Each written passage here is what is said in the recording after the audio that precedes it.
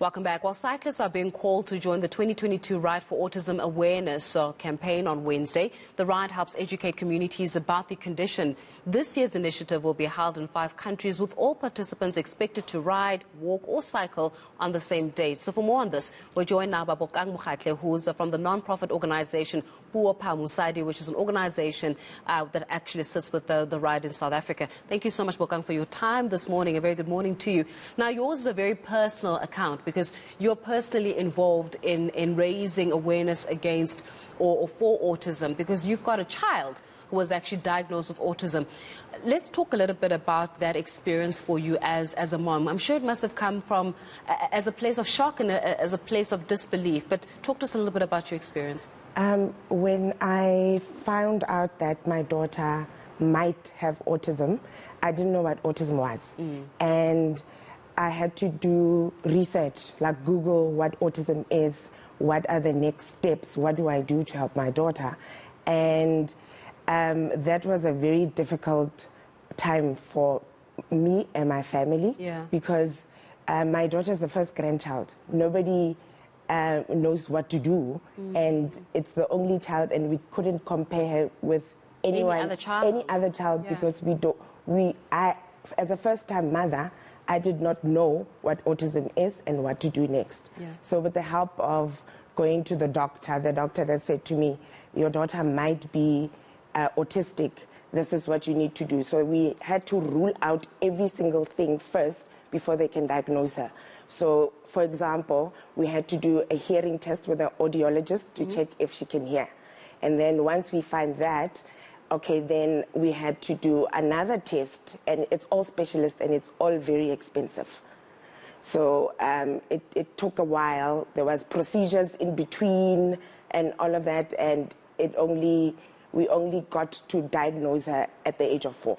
Sure. Yeah. So, you know, as you're speaking about this, and I'm wondering how many people are sitting in a similar position as you, where the child could be autistic, but they've been misdiagnosed for so much and for so long.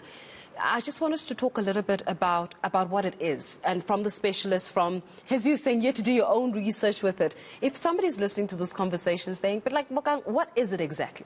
Okay, in layman's term, it's a neurodevelopmental disorder that affects the social development of a child, that also affects the speech. When I mean by social development, I mean the child will be playing on their own. The child will not look at you in the eye. So they don't want to be touched. They eat certain foods. They don't like certain colors, and they're also very sensitive to noise. Some like loud noises and some don't like loud noises. For example, my daughter did not like when you flush the toilet or the hair dryer, or you know those hand dryers at public toilets. She would scream. Sure. Yeah. And you know, as you're speaking about this as well, I'm wondering, even from a South African context, even from, let me say, a black context, right? We know that there's so much stigma that is involved with mental health, especially in some communities, and in our communities as well. Mental health is still very much a stigma. People will say that mutwahlanya, or you know what I'm saying, or a person is crazy instead of a person being schizophrenic, for example, right? Or manic depression.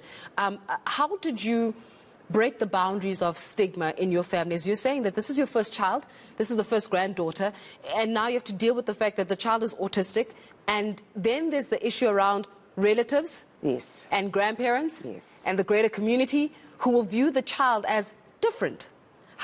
Talk to us a little bit about how you navigated that space.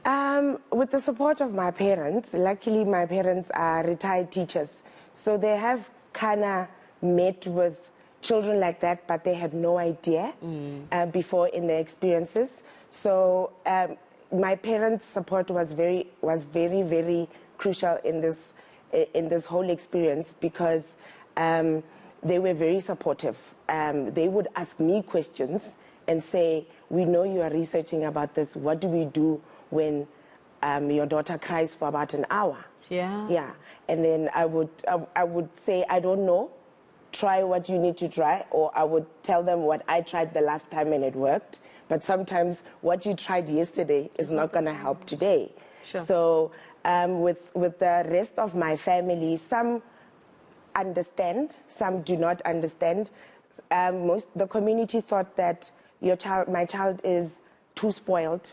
My child does not want to listen, and we're just letting the child, like it's an undisciplined child, basically. Sure. When all it is was the child that was probably sensitive to light, or sensitive to sound, or sensitive to sensory, because autistic children are highly intelligent children. They're very, very intelligent, and that's what we are trying to, with the Right for Autism Awareness, that's what we're trying to tell the community, that our children are not stupid, that our children are not bewitched.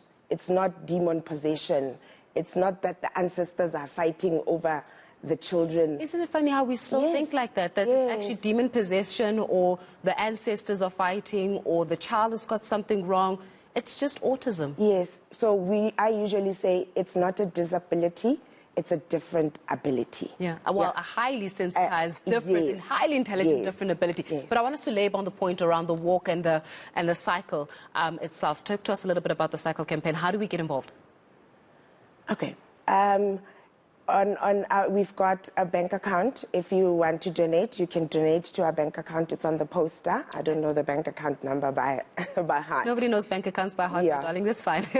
And you can come and join us on the day, on the 27th. Okay. So in the morning around 7 a.m., the bicycle riders will start, and they will go around the surrounding villages in Rustenburg and hand out autism pamphlets that will tell people what autism is, what are the signs, and where to go should you feel like your child has got some sort of challenge. Okay, so it is in Rustenburg. It is in Rustenburg. Okay, where in Rustenburg is it? Phokeng. Phokeng. Yes. So it starts off in Phokeng, and then they're just going to ride around the community, handing out flyers, telling people about autism. Yes. I love the fact that you're saying that it's in Rustenburg as well, because I think that more in the more peri-urban areas, in the rural areas, for example, this message about autism or differently abled individuals needs to get across, so that kids don't keep being misdiagnosed and ostracized by society just because they are differently abled. Yes, that is our dream, so that one day all these stigmas can go away.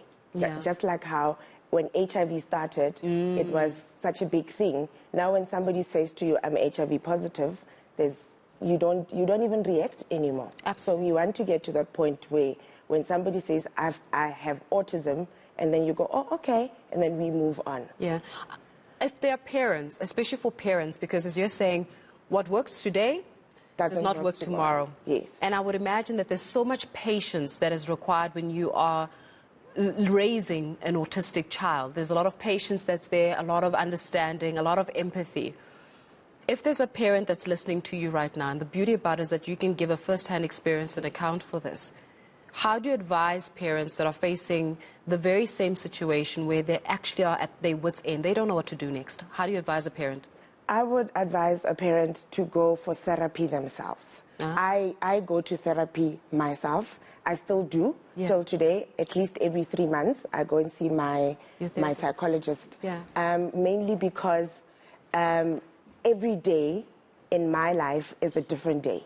So today I wake up and my daughter is in a great mood. Everything is going according to plan. And the following morning, she's the opposite. Or during the day, she just changes from this point to that point. So it kind of gets to you as a parent. And as a parent, your child does not know they've got autism. You're the one that's being affected, because your child is a child in the first place. So that child will behave like any other child, including what he or she will be going through during the day regarding their condition, but they don't know that they've got autism. We, the parents, are the ones that are going through it. So if the parent is not okay, then the child will sense it, and the child will not be okay. So I would advise parents to start with them first, because how do you give love when your cup is empty? So you need to fill your cup first, and then you'll be able to help others. You know, as you're speaking about therapy, I'm thinking, how many of our people like going for therapy because we feel like we just need to tell the neighbor our problems and everything will be fine, or call a girlfriend. Or pray to God. Or pray to God and Yes. everything will be fine, or just, you know, send it to the pastor and everything that will be fine. But as much as those are all good anecdotes, but you do need that outside professional perspective of how to help you as an individual, you as a parent, to come to the fullness of your cup. I love what you said about you can't pour from an empty cup. So you need that person who's going to help you fill your cup so that you can be whole for your child. True.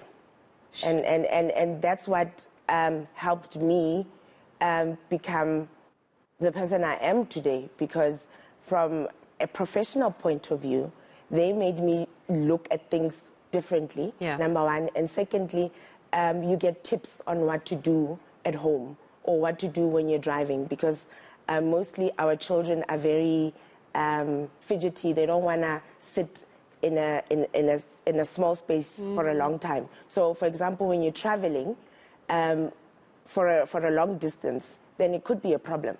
So what do you do in that instance? So you get tips on how to handle the long distance trips. You get tips on how to handle your child when you're going to a restaurant, because some children don't sit still and they would want to jump up and down. Most of them are very hyperactive. So they would want to jump up and down to strangers' tables and whatnot. Or cry because the light is too bright. Or cry, or it's too cold. Or you made them do something that they didn't want to do on that day. They thrive on routine. So all of a sudden, you guys are going to a restaurant and you did not inform your child, which is very important. You need to inform them and say, this is what's going to happen next. If you don't do that, it's a problem. Well, I wish we could sit and speak all day about it, but I love the fact that you were able to bring a personal touch to this. And don't forget that it's all about the Ride for Autism campaign happening in Rustenburg. And of course, on the 27th of April, encouraging all members of society just to join in on that. Thank you so much. And continue in strength. And I wish you all your best for you as well as your 9-year-old. Thank you. May she come to the fullness of herself. Thank you very much for that one. I was from the non-profit organization Popa Musadi, which is organizing this year's Ride for Autism campaign. Well, to this